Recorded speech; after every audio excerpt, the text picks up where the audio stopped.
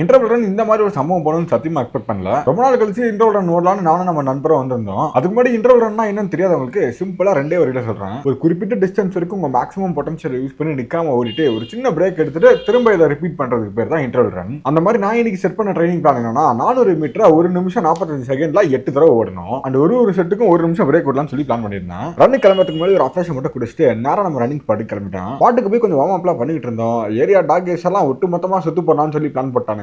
சரி அவனுங்க செட்டிங்கா வரதுக்குள்ள நம்மளே சால்வா போயிடலாம்னு சொல்லிட்டு கிட்ட போனா ஒருத்தனும் கிட்ட வரல. பழக்கப்பட்ட பசங்க தான் கொஞ்சம் பம்புறாங்க. இன்னைக்கு கொஞ்சம் ட்ரில்ஸ் எல்லாம் பண்ணி பார்க்கலாம்னு சொல்லிட்டு ஃபர்ஸ்ட் டைம் ஆரம்பிச்சேன். கொஞ்சம் ஏடா கூடமா தான் வந்துச்சு. பட் போக நம்ம பிராக்டிஸ் பண்ணி பக்கா பண்றோம். ரன்னை ஸ்டார்ட் பண்ணி ஒரு 2வது ரெப்புடேஷன்ல நாக்கு தள்ளிச்சு. 4வது 5வது ரெப்புடேஷன்ல பிரேக் டைம் 1 நிமிஷத்துல இருந்து 3 நிமிஷம் 4 நிமிஷம் போக ஆரம்பிச்சிச்சு.